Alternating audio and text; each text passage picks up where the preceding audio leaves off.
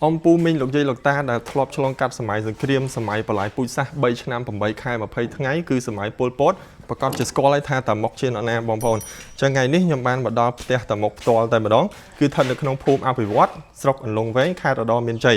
អញ្ចឹង ឥឡូវ ខ្ញុំ នឹង នាំ បងប្អូន ទាំង អស់ គ្នា ចូល ទៅ មើល ផ្ទះ តាមុក ចង់ ដឹង ថា ផ្ទះ តាមុក នឹង ចក្រាន បាយ គាត់ យ៉ាងម៉េច បន្ទប់ គេង គាត់ យ៉ាងម៉េច ហើយ នៅ ក្នុង ផ្ទះ នឹង មាន អី ខ្លះ អញ្ចឹង តោះ ឥឡូវ ទៅ ទស្សនា នៅ ខាង ក្នុង ជាមួយ ខ្ញុំ ទាំង អស់ គ្នា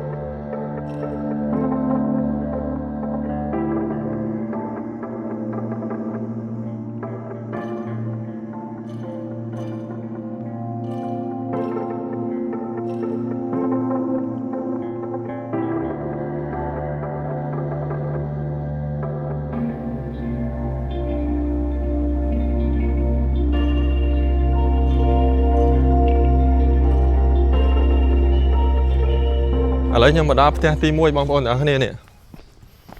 ផ្ទះ ទី 1 អញ្ចឹង នៅ ខាង ក្នុង នេះ មាន ផ្ទះ របស់ គាត់ 4 អានេះ មើល ទៅ ដូច មិន ផ្ទះ បងប្អូន ដូច រោង ដាក់ អីវ៉ាន់ ដាក់ ឡាន ដាក់ អី អានេះ ឡាន អត់ ដឹក ឡាន ដាក់ អី ទេ បងប្អូន ប្រហែល ជា ឡាន ដឹក ទ័ព ដឹក អី មើល ទៅ នេះ នេះ គេ ដាក់ ថា អី គេ ទៅ នេះ អត់ មាន បញ្ជាក់ ថា ឡាន អី គេ ទេ ហើយ ខាង នេះ ទ្រុង បងប្អូន នេះ គុក ដាក់ អ្នក ទោស របស់ តាមុក គុក គេ បងប្អូន គុក នេះ ដូច ទ្រុង មាន់ អញ្ចឹង មើល នេះ តែ មាំ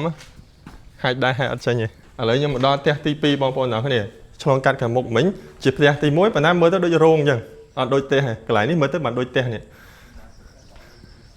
អូ សសរ ធំ បងប្អូន អើយ ថា អានេះ ធំ អានេះ ធំ ជាង ខាង នោះ ទៀត នេះ អានេះ ឈើ មួយ ទាំង មូល បងប្អូន ទាំង អស់ គ្នា អត់ មាន ពុះ ជ្រៀក ទេ ណា នេះ ខ្ញុំ មើល អត់ មាន ឃើញ ស្នាម ទេ ឈើ មួយ ទាំង មូល ហ្មង ហើយ ថ្នាំ ខាង លើ នេះ គេ លាប ថ្នាំ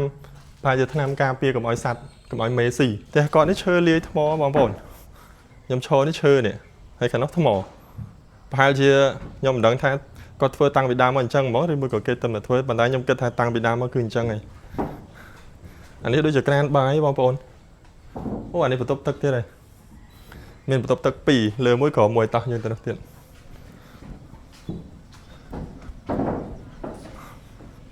សសរ ធំ ហើយ បងប្អូន អើយ ណែ ប៉ុណ្ណា ណៃ ហ្មង អានេះ មិន ដឹង ឈើ គេ ទេ បងប្អូន អ្នក គ្នា ធំ ខ្លាំង មែន ទេ ហើយ តាំង ពី នេះ អាយុ ចង់ 100 ឆ្នាំ ហើយ ដើម ឈើ នេះ មុន កាប់ យក មក ធ្វើ ហ្នឹង ប្រហែល ជា ដើម ឈើ ហ្នឹង អាយុ រាប់ សិប ឆ្នាំ ស្រាប់ ហើយ ហើយ កាប់ យក មក ធ្វើ រហូត មក ដល់ ឥឡូវ ហ្នឹង ឡើង 100 ឆ្នាំ ជាង ហើយ នេះ នេះ ជា ផ្ទះ សម្រាប់ របស់ តាមុក កន្លែង គាត់ សម្រាប់ បងប្អូន បន្ទប់ គាត់ សម្រាប់ អត់ មាន អី ទេ ក្នុង នេះ ប៉ុន្តែ នេះ ជា អតីត បន្ទប់ សម្រាប់ របស់ តាមុក ប្រហែល ជា គេ ប្រមូល អីវ៉ាន់ ចេញ អស់ ហើយ បងប្អូន ក្នុង ហ្នឹង កន្លែង បន្ទប់ សម្រាប់ ធម្មតា គឺ មាន គ្រែ មាន អី ហើយ តោះ យើង ទៅ នោះ ទៀត សសរ ធំ ហ្នឹង នេះ ខ្ញុំ ឃើញ តែ សសរ ធំ ហ្មង ហើយ ផ្ទះ គាត់ មាន ទេសភាព នេះ បងប្អូន ទាំង គ្នា បឹង នៅ ខាង ក្រោយ ហ្នឹង ធំ ខ្លាំង មែន តើ ជាង 400 ហិកតា ទំហំ បឹង ហ្នឹង បងប្អូន បឹង ឈូក ខាង ក្រោយ ខ្ញុំ នេះ ផ្ទះ គាត់ ហ្នឹង គឺ ជាប់ បឹង តែ ម្ដង ចឹង នេះ ផ្ទះ ទី 2 ឥឡូវ ខ្ញុំ ទៅ ផ្ទះ ទី 3 ទៀត ខ្ញុំ នាំ បងប្អូន ទៅ ផ្ទះ ទី 3 នេះ ផ្ទះ ទី 2 ឥឡូវ ខ្ញុំ មក ដល់ ផ្ទះ ទី 3 ហើយ បងប្អូន ទាំង គ្នា នេះ ផ្ទះ ទី 3 ផ្ទះ ខាង មុខ មិញ រោង ទី 1 រោង ហ្នឹង ផ្ទះ ទី 1 ហ្នឹង ដូច រោង អញ្ចឹង ហើយ ផ្ទះ ទី 2 នៅ ខាង ក្រោយ មាន ឥឡូវ ខ្ញុំ មក ដល់ ផ្ទះ ទី 3 ផ្ទះ ទី 3 នៅ ខាង ក្រោម នេះ អត់ មាន អី ទេ បងប្អូន ស្រឡះ ចាស់ និយាយ រួម ទៅ អីវ៉ាន់ ដែល តាមុក ធ្លាប់ ប្រើ ប្រហែល ជា គេ ប្រមូល ទៅ ដាក់ នៅ កន្លែង ណា ផ្សេង អស់ ហើយ តែ ផ្ទះ នៅ ទី នេះ គឺ មាន តែ សបក ទេ អូ អានេះ យើង ឡើង លើ ផ្ទះ បាន ទៀត មក កាមេរ៉ា ឡើង មក លើ មក ស្រាប់ ផ្ទះ ឈើ បងប្អូន ផ្ទះ ឈើ លាយ ថ្ម ឈើ លើ ថ្ម ក្រោម ផ្ទះ ខាង នោះ មិញ ឈើ លើ ហើយ ខាង លើ ហ្នឹង ក៏ មាន ថ្ម ដែរ គេ រៀប ចាក់ ប្លង់ សេ នោះ កាមេរ៉ា បែរ ទៅ នេះ បងប្អូន ឃើញ ទេ មាន ការ៉ូ គេ រៀប ប្លង់ សេ ចាក់ ការ៉ូ ចាក់ អី ហើយ ក៏ មាន លាយ ឈើ ដែរ ហើយ ផ្ទះ ខ្ញុំ ឈរ កំពុង តែ ឈរ នេះ ផ្ទះ ទី 3 នេះ គឺ ក្តារ ឈើ សុទ្ធ តែ ម្ដង បងប្អូន ហើយ មាន រូប ច្រើន មែនតើ បងប្អូន អើយ តាក់ទង នឹង សម័យ សង្គ្រាម ពលពត បងប្អូន ទាំង គ្នា អញ្ចឹង ក្នុង នេះ ខ្ញុំ អត់ រៀបរាប់ លម្អិត ទេ ខ្ញុំ បាន បង្ហាញ បងប្អូន ទាំង គ្នា ពី រូបភាព សម័យ សង្គ្រាម កាល ហ្នឹង មក ច្រើន ខ្លាំង ហើយ បងប្អូន ទាំង គ្នា ផ្ទះ គាត់ 1 2 3 4 ហ្នឹង ប្រហែល ជា គាត់ ចង់ គេង តាណា គេង តាហ្នឹង សម្រាប់ តាណា សម្រាប់ កន្លែង ហ្នឹង មើល ទៅ ព្រោះ ថា ផ្ទះ មាន រហូត ដល់ 4 ឬ មួយ ក៏ កាល ហ្នឹង គាត់ មាន កូន ចៅ ច្រើន ចៅ កូន ចៅ គាត់ ដេក ក៏ ខ្ញុំ អត់ ដឹង ដែរ ឥឡូវ ខ្ញុំ មក ដល់ ផ្ទះ ទី 4 បងប្អូន ទាំង គ្នា ចូល ផ្ទះ មួយ គឺ គេ តម្រូវ ឲ្យ ដោះ ស្បែកជើង អត់ ឲ្យ ពាក់ ស្បែកជើង ឡើង ទេ ខ្ញុំ ដើរ ដោះ ស្បែកជើង មក ទៅ មាន ស្រោម ជើង ដែរ ផ្ទះ ទី 4 នេះ នៅ ខាង លើ ផ្ទះ បងប្អូន ទាំង គ្នា ផ្ទះ ឈើ ទៀត ហើយ ផ្ទះ1 2 3 4ហ្នឹងផ្ទះឈើទាំងអស់ខាងក្រោមផ្ទះថ្មនេះបន្ទប់អីគេចេះនេះប្រហែលជាបន្ទប់ទឹកឯងបាច់មើលនេះបន្ទប់គេងបងប្អូននេះអត់មានអីទេទំហំបន្ទប់នេះប្រហែលជា4 x 5 ម៉ែត្រនឹងឯងសិតតែបន្ទប់គេងឯងអញ្ចឹងឈើសសរឈើខាងក្រោមថ្មនេះទីធ្លាខាងក្រៅនេះបន្ទប់មួយទៀតហើយបងប្អូននេះបន្ទប់នេះរៀងធំបន្តិចនេះប្រហែលជាសាលប្រជុំមកទៅមិនមែនបន្ទប់គេងប្រហែលជាសាលប្រជុំហើយដោយផ្ទះទី1ទី2ទី3ដែរអត់មានអីវ៉ាន់ទេនៅក្នុងហ្នឹងគឺមានតែរូបតាំងរូបថតនិងរូបគំនូរផ្សេងៗនៅលើអញ្ចឹងសម្រាប់សម្ភារៈនៅក្នុងផ្ទះមួយហ្នឹងគឺអត់មានទេអញ្ចឹងខ្ញុំបង្ហាញបងប្អូនអ្នកគ្នាហ្នឹងគឺរៀងនេះទេយាយរៀងអត់មានអីមើលទេគឺមានតែសបកផ្ទះទេបងប្អូនស្រឡះបងប្អូនខាងក្រោមនេះប្រហែលជាទុកដាក់អីវ៉ាន់ដាក់អីមកទៅតែឥឡូវអត់មានអីទេមានតែសបកផ្ទះទេហើយនៅខាងក្រោយនេះគឺជាបឹងហ្នឹងធំខ្លាំងមែនទែនបងប្អូន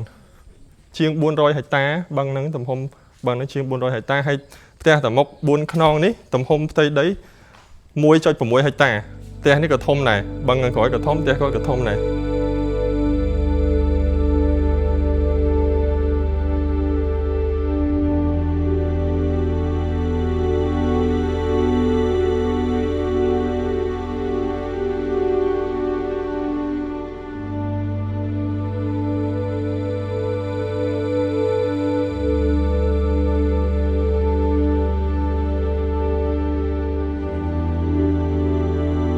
តាមុកមានឈ្មោះកំណើតថាឈិតជឿនជាអតីតមេដឹកនាំខ្មែរក្រហមដ៏មានឥទ្ធិពលម្នាក់ដែលមនុស្សគ្រប់គ្នាស្គាល់ថាបងធំទី5តាមុកកើតនៅឆ្នាំ1926នៅឯខេត្តតាកែវក្នុងវង្សត្រកូលគ្រួសារខ្មែរកាត់ចិនហើយគាត់បានរៀបការជាមួយប្អូនស្រីជាដូនមួយឈ្មោះអុកខឹមដោយមានកូនចំនួន4នាក់ផងដែរនៅឆ្នាំ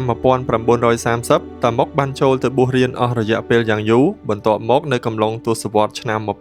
1940គាត់បានចូលរួមនៅក្នុងចលនាតស៊ូប្រឆាំងនឹងការគ្រប់គ្រងរបស់អាណានិគមបារាំងនិងជប៉ុនតាមុកបានក្លាយជាប្រធានចលនាខ្មែរឥស្សរៈក្នុងខេត្តតាកែវនៅឆ្នាំ1949ហើយបន្ទាប់ពីគាត់ចូលជាសមាជិកក្រុមកុម្មុយនីសនៅឆ្នាំ1963មិនយូរប៉ុន្មានគាត់ក៏បានក្លាយជាអ្នកមានអានុភាពយ៉ាងខ្លាំងនៅក្នុងគណៈបកនេះជាពិសេសនៅតំបន់ភូមិភាគនិរតីតែម្ដង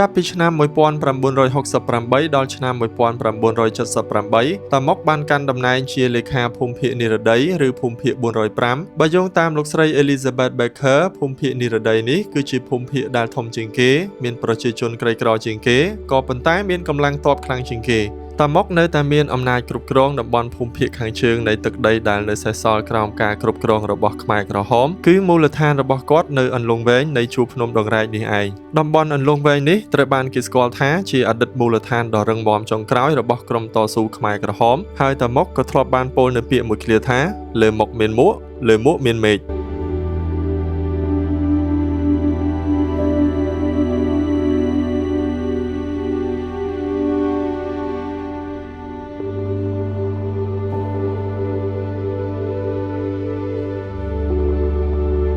ក្នុងកំឡុងឆ្នាំ1996ដល់ឆ្នាំ1998ក្រុមមេដឹកនាំខ្មែរក្រហមជាច្រើនដែលនៅតាមតំបន់ភ្នំវល្លិអូរ៉ាល់ប៉ៃលិនមេឡៃនិងភ្នំឆាត់ជាដើមបានចុះចូលជាមួយនឹងរាជរដ្ឋាភិបាលកម្ពុជាជាបន្តបន្ទាប់ទីបំផុតនៅខែមីនាឆ្នាំ1999តាមុកក៏ត្រូវបានចាប់ខ្លួនដោយកងទ័ពរាជរដ្ឋាភិបាលកម្ពុជានៅក្បែរព្រំដែនកម្ពុជាសៀមហើយក៏ត្រូវបានបញ្ជូនមកដាក់នៅក្នុងមន្ទីរឃុំឃាំងនៃតុលាការយោធាដោយសារជំងឺចាស់ជរាសុខភាពក៏ចុះទន់ខ្សោយផងនោះតាមុកបានស្លាប់នៅក្នុងមន្ទីរពេទ្យយោធាក្នុងរាជធានីភ្នំពេញនៅថ្ងៃទី21កក្កដាឆ្នាំ2006ក្នុងជន្មាយុ80ឆ្នាំហើយសពរបស់គាត់ត្រូវបានអនុញ្ញាតឲ្យនាំយកទៅធ្វើបុណ្យតាមប្រពៃណីនៅឯស្រុកអន្លង់វែងចម្ងាយប្រមាណ100គីឡូម៉ែត្រភាគខាងកើតនៃខេត្តឧត្តរមានជ័យយើងសឹងតែអាចនិយាយបានថានៅក្នុងខេត្តណាក៏មានផ្ទះរបស់តាមុកដែរប៉ុន្តែផ្ទះដែលធំជាងគេនិងជាមូលដ្ឋានគោលរបស់គាត់គឺស្ថិតនៅក្នុងភូមិអភិវឌ្ឍន៍ស្រុកអន្លង់វែងខេត្តឧត្តរមានជ័យនេះតែម្ដង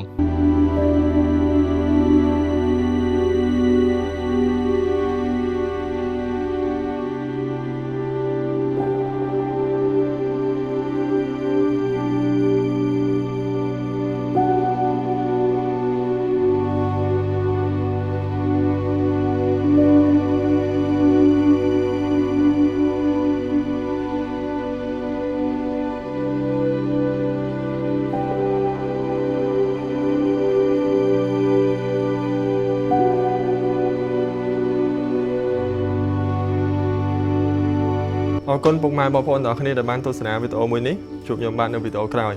ជម្រាបលា